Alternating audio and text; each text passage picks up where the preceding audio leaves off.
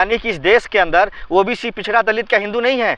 अगर हम हिंदू नहीं हैं तो मैं हाथ जोड़ के आपके माध्यम से यादव समाज से विनती करता हूं कि आप यदुवंशी हैं, भगवान श्री कृष्ण के वंशज हैं और गीता के रचयिता जो हैं वो भगवान श्री कृष्ण हैं। आपके घर में शादी हो, ब्याह हो, मरण हो, हरण हो, बच्चे की पैदाइश हो, कोई भी खुशी का या गम का कार्यक्रम हो, लेकिन किसी ब्राह्मण को मत बुलाइए। आपके गांव में जो मंदिर है उस मंदिर में भी कोई यादव बनेगा, कोई दलित बनेगा पुजारी, लेकिन किसी ब्राह्मण को मत। यादव समाज गीता नहीं पढ़ सकता, कथावाचक नहीं कर सकता, तो फिर हमें क्या जरूर बनाया गया और वीडियो को वायरल किया गया और जिस तरीके से बदनाम किया गया उस व्यक्ति के साथ, जिस तरह से दुर्व्यवहार हुआ।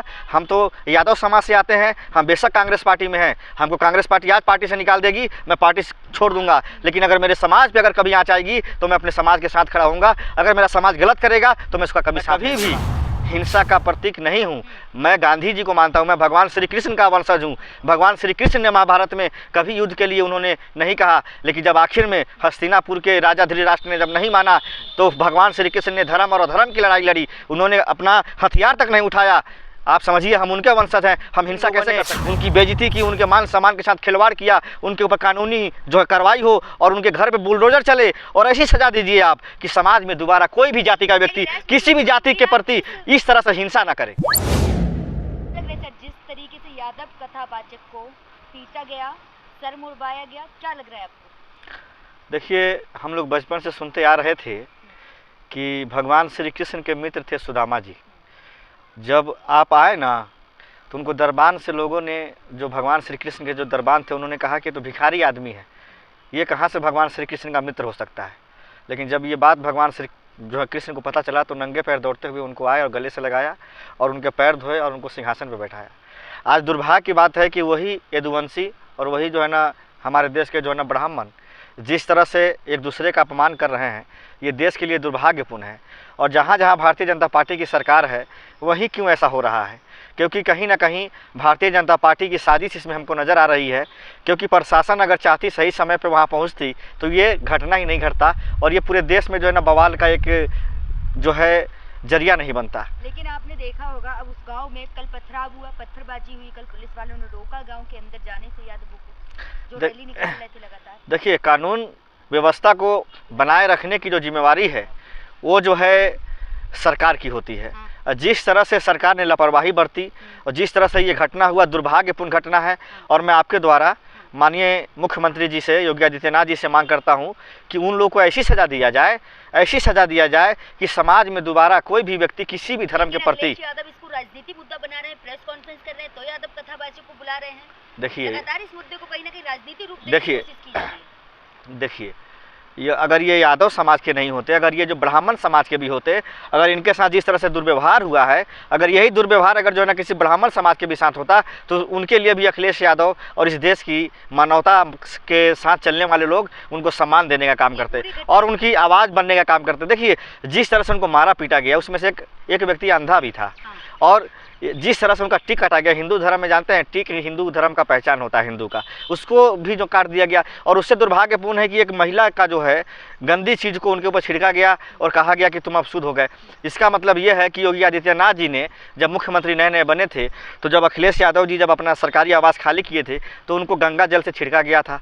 तो आप समझिए कि बीजेपी की सरकार की क्या मानसिकता है कि बिहार का हो, चाहे यूपी का हो, चाहे दिल्ली का हो, चाहे इंडिया में कहीं का भी दलित हो, चाहे पिछड़ा हो, वो भी ओबीसी हो। मध्य प्रदेश में आपने कुछ दिन पहले देखा होगा कि एक व्यक्ति पे बीजेपी के नेता द्वारा पेशाब किया गया। ये मुद्दा बहुत हाईलाइटेड रहा, आखिर में उसको जेल भेजा गया। मैं ये योगी आदित्यनाथ से पूछना चाहता हूँ कि माननीय अखिलेश यादव जी को एक जो करनी सेना के व्यक्ति ने जान से मारने की धमकी दी कि हम आपको गोली से मार देंगे। एक मिनट, मेरी कथावाचक को ब्राह्मण ही होना चाहिए। देखिए मेरी बात, देखिए ठीक है, आपकी बात को हम इसको बाद में जवाब देंगे। हम ये कहना चाहते हैं कि माननीय अखिलेश यादव जो यूपी के मुख्यमंत्री रहे, उनको करनी सेना के व्यक्ति ने कहा कि हम गोली मार देंगे और उनका घर नहीं बुलडोजर से जो है ना तोड़ा गया। लेकिन अगर जितेंद्र यादव ये कह दे कि मैं सीएम योगी आदित्यनाथ जी को गोली मार दूंगा तो मेरे घर पे, सुनिए ना, मेरे घर पे जो है ना बुलडोजर चल जाएगा और मुझ पर FIR हो जाएगी और मुझे जेल में डाल दिया जाएगा। लेकिन वहीं पर करनी सेना के लोगों ने माननीय अखिलेश यादव जो आज के समय में लोकसभा के माननीय सदस्य हैं और विधानसभा यूपी के नेता प्रतिपक्ष रहे हैं और उत्तर प्रदेश के मुख्यमंत्री रहे हैं,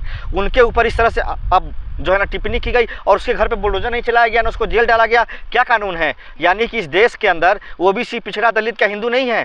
अगर हम हिंदू नहीं हैं तो मैं हाथ जोड़ के आपके माध्यम से यादव समाज से विनती करता हूं कि आप यदुवंशी हैं, भगवान श्री कृष्ण के वंशज हैं और गीता के रचयिता जो हैं वो भगवान श्री कृष्ण हैं। आपके घर में शादी हो, ब्याह हो, मरण हो, हरण हो, बच्चे की पैदाइश हो, कोई भी खुशी का या गम का कार्यक्रम हो, लेकिन किसी ब्राह्मण को मत बुलाइए। आपके गांव में जो मंदिर है उस मंदिर में भी कोई यादव बनेगा, कोई दलित बनेगा पुजारी, लेकिन किसी ब्राह्मण को मत पूछिए। ये मैं आपसे अपील करता हूँ हाथ जोड़ के। हिंसा नहीं, अब हिंसा नहीं। जब यादव समाज गीता नहीं पढ़ सकता, कथावाचक नहीं कर सकता, तो फिर हमें क्या जरूरत है? भाई कथावाचक तो एक ब्राह्मण को ही होना चाहिए। शंकराचार्य जी को हम, शंकराचार्य जी से मैं ये कहना चाहता हूँ, ब्राह्मण वही होता है जिसको ज्ञान होता है, और जो भी ज्ञानी है वो भी ब्राह्मण है। सही से हिंदू धर्म को आपको सीखना पड़ेगा। ऐसा नहीं है कि जो दलित के घर में पैदा हो गया तो वो जो है दलित ही कहलाएगा। अगर उसने ज्ञान हासिल कर लिया, बाबा रविदास जी का नाम सुना होगा आपने, दलित समाज से आते थे। उन्होंने हिंदुस्तान में नहीं पूरी दुनिया में संत से नाम से उनको जाना जाता है। बाबा साहब भीमराव अंबेडकर दलित समाज से आते थे, उन्होंने देश का संविधान रचा और आज पूरी दुनिया उनको मानती है कि संविधान निर्माता है कोई तो बाबा साहब भीमराव अंबेडकर है। पूरी घटना है इटावा की, देखिए आपने देखा होगा, कथा को 2 दिन हो गए थे, उसके बाद मारा गया, पैसे मंगवाए गए, घर से काफी टाइम था। देखिए वीडियो बनाया गया और वीडियो को वायरल किया गया और जिस तरीके से बदनाम किया गया उस व्यक्ति के साथ, जिस तरह से दुर्व्यवहार हुआ। हम तो यादव समाज से आते हैं, हम बेशक कांग्रेस पार्टी में हैं, हमको कांग्रेस पार्टी आज पार्टी से निकाल देगी, मैं पार्टी छोड़ दूंगा, लेकिन अगर मेरे समाज पे अगर कभी आँच आएगी तो मैं अपने समाज के साथ खड़ा होऊंगा। अगर मेरा समाज गलत करेगा तो मैं उसका कभी साथ नहीं दूंगा। अगर इस घटना को अगर मेरे जो है ना यादव समाज के लोगों ने किया होता किसी भी जाति के साथ, तो मैं उसका साथ नहीं देता। मैं उसके लिए भी कड़ी से कड़ी कानूनी कार्रवाई की मांग करता और उसको जेल में डालने की मांग करता। पूरे मामले में चुप है। योगी आदित्यनाथ जी इसलिए चुप हैं क्योंकि सरकार में बैठे हैं वो, ये सारा कर्म उन्हीं का जो है कराया गया है। अगर वो चाहते तो उसी समय आरोपियों को जेल में डाला जा सकता था, उनके ऊपर कानूनी कार्रवाई की जा सकती थी। लेकिन जब ये मामला हाईलाइटेड हुआ सोशल मीडिया पे, जब ये मामला वायरल हुआ, तब जा करके कानून हरकत में आई और माननीय अखिलेश यादव जी उनको अपने यहाँ बुलाए और उनको सम्मान देने का काम किया। तो उसको राजनीतिकरण कहते हैं। मैं ये पूछना चाहता हूँ, किसी गरीब को अगर न्याय नहीं मिले, अगर उसको नेता जो विपक्ष नहीं, बिल्कुल हम इसका समर्थन नहीं करते हैं। जो लोग भी जो पथराव किए हैं, जो भी हिंसा जो फैलाया है, उस पर मैं सीएम जी से मांग करता हूं कि इस पर कानूनी कार्रवाई हो। मैं कभी भी हिंसा का प्रतीक नहीं हूं, मैं गांधी जी को मानता हूं, मैं भगवान श्री कृष्ण का वंशज हूं। भगवान श्री कृष्ण ने महाभारत में कभी युद्ध के लिए उन्होंने नहीं कहा, लेकिन जब आखिर में हस्तिनापुर के राजा धृतराष्ट्र ने जब नहीं माना तो भगवान श्री कृष्ण ने धर्म और अधर्म की लड़ाई लड़ी, उन्होंने अपना हथियार तक नहीं उठाया। आप समझिए, हम उनके वंशज हैं, हम हिंसा कैसे कर सकते हैं?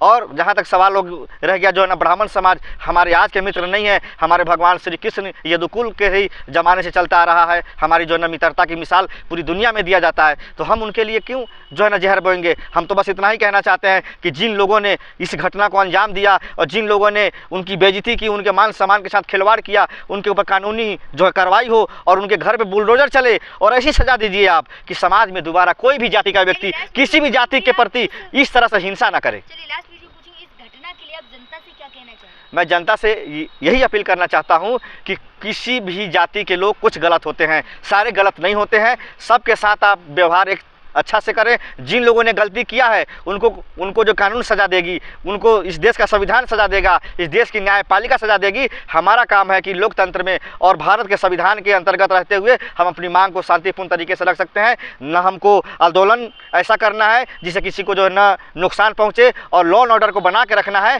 क्योंकि हम यदुवंशी हैं, हम भगवान श्री कृष्ण के वंशज हैं। हमने कभी भी अन्याय के साथ खड़े नहीं हुए, न्याय के लिए हम लोग जो है आगे रहे हैं।